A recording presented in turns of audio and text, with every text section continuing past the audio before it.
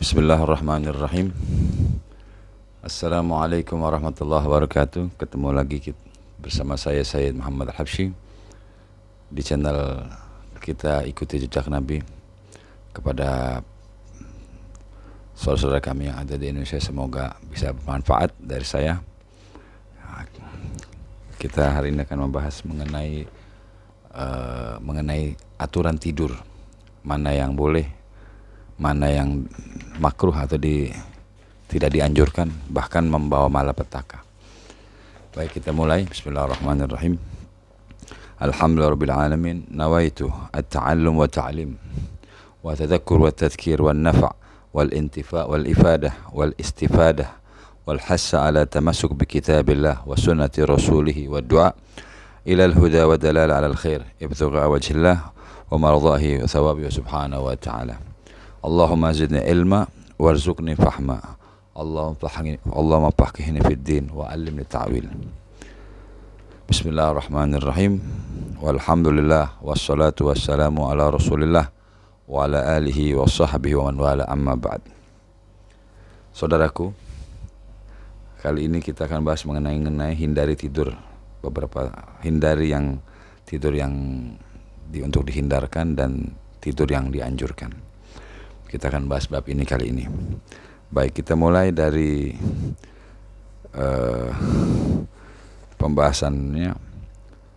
Hal naum ba'dal fajar yamna rizq wa yanzu'ul barakah wa yajibul faqr.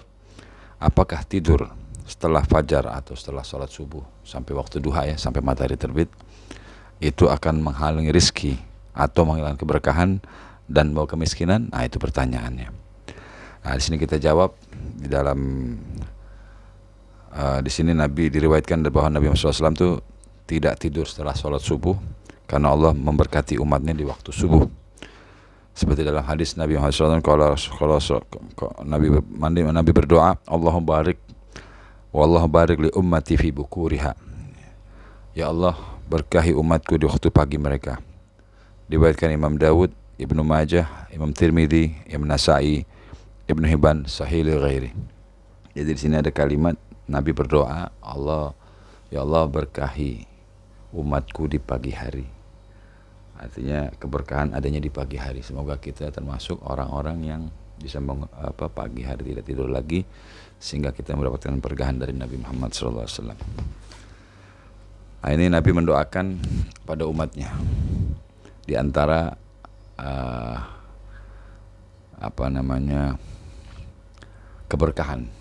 keberkahan di waktu pagi hari. Di dalam hadis Nabi disebutkan kalau Rasulullah SAW as-subhah tamna'ur rizq. Imam Daihaqi, diriwayatkan Imam Daihaqi, Nabi SAW bersabda, tidur di pagi hari dapat menghalangi rizki. Diriwayatkan dari Sayyidina Utsman, yaitu Imam Ahmad, Imam Baihaqi, dan hadis sahih.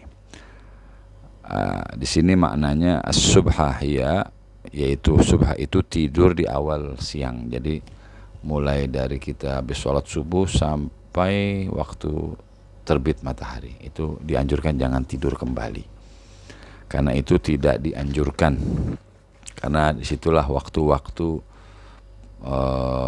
kita bekerja mencari nafkah. Jadi jangan tidur lagi setelah habis sholat subuh yang menurut Nabi, yang Nabi ajarkan. Jadi makna subha adalah tidur di awal pagi. Ada lafaz lain disebutkan la tanamu antalabi arskakum fima baina shalatil fajr ila tulu'us syams. Nah, ini dia. Di lafaz lain disebut janganlah kalian tidur dari mencari rezeki kalian di antara sholat fajar sampai terbitnya matahari. Itu jangan tidur. Sekalipun kita begadang ya. Jadi usahakan karena itu mendapatkan keberkahan dari Nabi Muhammad SAW. Kemudian dari hadis Ja'far dari sahabat Sayyidina Anas, hadis Rafa dari Sayyidina Anas, semoga Allah meridhai, janganlah kalian tidur di waktu antara sholat fajar sampai terbitnya matahari karena waktu mencari rezeki. Beliau ditanya tentang hal ini, Sayyidina Anas, semoga Allah meridhainya, berkata, maka bacalah tasbih, tahlil, takbir, istighfar 70 kali, maka akan turun rezeki yang baik. Dikatakan kalimat lain diberikan rezeki. Dikatakan Imam Duailami. Jadi di pagi hari minimal kita baca istighfar ya, buat orang tua itu Rabbighfirli, astaghfirullah li wa li walidayya 100 kali. Kemudian baca sholawat 100 kali. Lalu baca la haula wala quwata billah 100 kali. Banyak bacaan yang kita bisa baca. Itu saya sering membaca yang disebut namanya wirid latif. Itu dibaca setelah sholat subuh. Membaca ya surat Yasin, ya, membaca doa-doa banyak. Artinya kita mengingat kepada Allah Ta'ala. Jadi jangan habiskan waktu kita hanya langsung tidur ya, atau kita bekerja ya kita baca berdoa, karena waktu kita nggak lama kok baca doa itu ya. Baik, kita lanjutkan dari Sayyidina Utsman. Di dalam sebuah riwayat Siti Aisyah berkata, jika ada sesuatu yang menghalangi rizki, maka itu tidur setelah subuh akan menghalangi rizki. Beliau menunjukkan doanya, tidur ini dilarang karena ia adalah waktu zikir, kemudian waktu mencari rizki. Nah itu jadi kegiatan di pagi hari itu. Kalau lihat orang-orang perkantoran, dia pagi-pagi sudah bangun. Alangkah indahnya kalau dia sampai sebelum berangkat dia berzikir. Yaitu tadi minimal istighfar. Afdolnya sih istighfar sebelum sholat subuh, sebelum adzan subuh itu lebih afdol. Akan membuka rizki, membaca Al-Quran, kurang lebih seperti itu. Baik, disebutkan di dalam hadis lain bahwa Nabi Muhammad SAW mendatangi putrinya dan dia dalam keadaan tidur di waktu pagi hari. Maka Nabi SAW berkata kepada putrinya Sayyidah Fatimah Az-Zahra radhiyallahu anha, wahai anakku, bangunlah dan hadapi rizki Tuhanmu, jangan engkau jadi kalangan orang-orang yang lalai. Sesungguhnya Allah memberikan rezeki manusia di antara terbit fajar hingga terbit matahari. Diriwayatkan oleh Imam Ibnu Hibban dan 4 Sunan. Jadi artinya jangan tidur setelah sholat fajar, karena di situ adalah tempat kita berzikir dan mencari rezeki. Itu contoh dari Nabi kepada putrinya. Wa qala sallallahu alaihi wasallam hadits Tabrani fil Awsat, bakiru al-ghada as-sabah fi talbisik fa innal ghada barakatul wan najah. Diriwayatkan dari Imam Tabrani fil Awsat, bakiru al-ghada as-sabah, bangunlah pagi-pagi karena untuk mencari rezeki. Fa inna al-ghudu barakah wal najah. Di situ adalah ada keberkahan dan kesuksesan. Jadi kesuksesan itu mulai dari pagi hari. Dalam kitab Faidul Qadir dijelaskan as-subha ayat 6 awal nahar, subha itu dari awal pagi, sudah dengan sebelumnya tadi. Kemudian ay ba'dhu kama jaa musrah fi riwayah dzalika anna waktu dzikir semua waktu talab rizq tamna rizq, makna menolak rezeki. Jadi tamna adalah menolak rezeki kalau kita tidur setelah subuh. Ada yang mengatakan yakni sebagian karena pagi waktu zikir, kemudian waktu mencari rezeki. Intinya dua itu tadi. Wa qala al-Baihaqi, Imam Haqi berkata, tidur setelah subuh di pagi hari dan dikatakan dilarang dari tidur setelah subuh karena meliputi pada waktu zikir dan rezeki, yaitu mencari. Jadi waktu zikir dan menakah bukannya tidur. Jadi itu waktu-waktu kita berzikir dan mencari nafkah atau rezeki. Kemudian disebutkan dalam Syarah Asy-Syihab Al-Amiri, tidur sebelum matahari terbit karena malaikat yang Allah wakilkan dengan rezekinya diperintahkan untuk mengantarkan rezekinya atau kepada hamba-hambanya setiap hari. Jadi para malaikat itu diwakilkan Allah untuk membagikan rezeki atau mengatakan rezeki kepada hambanya setiap hari. Dalam kabar bahwa Nabi mendatangi putrinya tercinta seperti kalimat tadi, Sayyidah Fatimah Zahra, dan ditemui dalam keadaan tidur dari berkata, bangunlah, hadaplah, perhatikan mata pencaharianmu. Itu diantara kegiatan di pagi hari. Jika ia lalai dan tidur, maka tidak dapat berkah atas rizkinya. Ya, jadi orang yang lalai lalu tidur, maka tidak akan dapat berkah dari rizkinya, itu tidak ada keberkahan. Dan ia akan kehilangan berkah dari mata pencahariannya dan harus mencarinya dari orang lain. Jadi agak berat gitu kalau kita subuhnya tidur. Kemudian dikatakan, nah di sini ada, karena itu ahli fikih menetapkan bahwa tidur setelah sholat subuh adalah hukumnya makruh, dibenci. Kemudian kila dikatakan bahwa tidur siang itu dibagi tiga.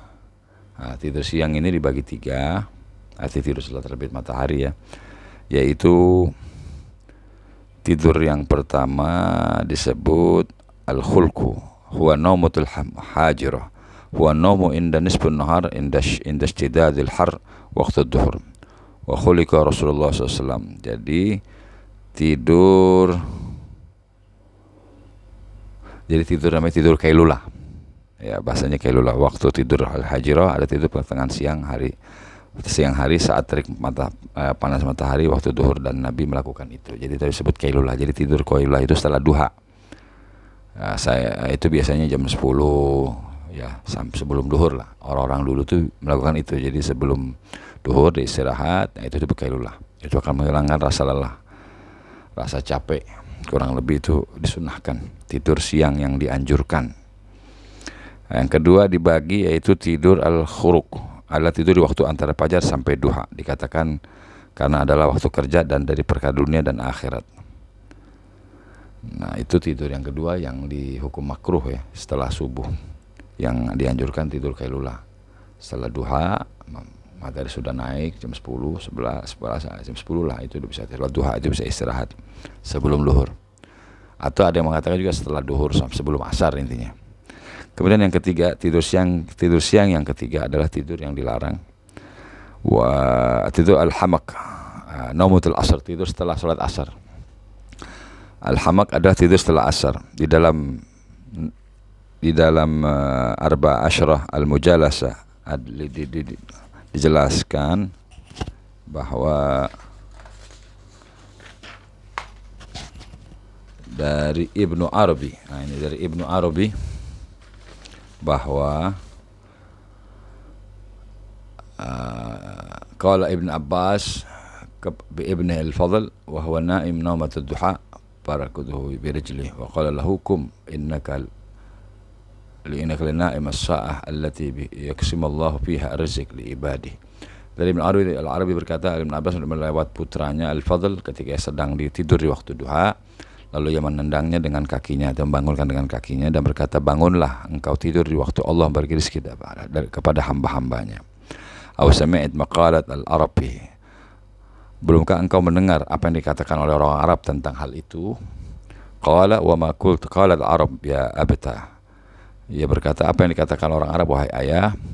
Beliau berkata, saya menduga dia malas, artinya mungkin malas, sudah pikun atau melupakan kepada keperluannya. Itu kalau tidur, bisa juga pikun, malas dan melupakan keperluannya. Ya kan kita perlu rezeki, perlu ya artinya kebutuhan kita ya, rezeki yang kita mesti cari, yaitu dimulainya dari pagi hari.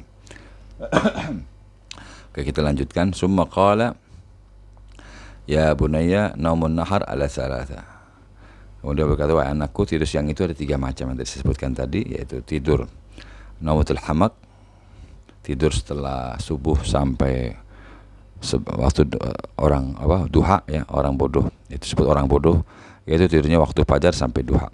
Kemudian naumatul khulku, ini tidur yang dianjurkan, allati turya, tidurlah kailulah atau tidur siang, karena syaitan tidak mengambil tidur siang. Diriwayatkan Imam Abu Nuaim dalam At-Tibbi, kitab At-Tibbi halaman juz 1 halaman 12, atau di kitab Akhbar Al-As-Sabam. As-San'ani dalam Subuh Salam mengartikan kailulah atau istirahat di tengah hari atau istirahat tidur, bahkan meski tidak sambil tiduran. Para ahli fikih berbeda pendapat dalam menentukan waktu siang. Yang dimaksudkan untuk tidur siang, ada yang mengatakan sebelum waktu duhur, ada yang berpendapat setelah masuk waktu duhur. Jadi artinya yang lebih sering saya lakukan itu sebelum duhur, itu lebih afdol. Artinya sebelum asar untuk istirahat. Itu akan menghilangkan lelah dan capek, dan itu sunnah, dapatkan pahala. Kemudian itu yang tadi wa ya naumatul asr, yaitu tidur khuruk, ada tidur setelah asar, maka jangan tidur setelah asar karena bisa menjadi mabok atau agak telat berpikir, ya agak lemot lah. Waqad qala al-ulama fi naumatul asr, ayyan naum ba'da al-asr yudhiful fahm wa li ghairi hajah la khaira fih. Dan ulama berkata tidur di waktu asar melemahkan atau pemahaman akal tanpa ada keperluan. Jadi kalau bukan karena sakit, karena hajat atau yang memang harus tidur, itu akan menyebabkan melemahkan pemahaman atau akal, kemudian maka tidak dapat kebaikan bagi dirinya sama sekali. Nah, demikianlah penjelasan mengenai waktu tidur, diajarkan begitu detailnya oleh Nabi. Kapan waktunya kita tidur dianjurkan, disunahkan, dan kapan waktunya kita tidak tidur, dimakruhkan. Karena tidur setelah asar itu akan menjadikan gampang lupa. Kalau tidur setelah subuh itu jadi malas. Jadi supaya kita terbuka rezeki lancar, jangan tidur setelah subuh. Kita biasakan, memang awal kebiasaan baik itu perlu dilatih. Nah, kita perlu melatih sampai dengan waktu duha. Dan tidur yang disunahkan adalah tidur qailulah, yaitu antara jam setelah sholat duha ya. Tadi ulama ada yang mengatakan sebelum duhur, ada yang setelah duhur. Begitu. Demikian penjelasan dari saya. Semoga bermanfaat buat saudara kami yang ada di channel kami. Jangan lupa ikuti Seker di channel YouTube Jejak Nabi. Dari saya, subhanakallahumma wa bihamdika asyhadu an la ilaha illa anta wa astaghfiruka wa atubu ilaik. Wassalamualaikum warahmatullahi wabarakatuh.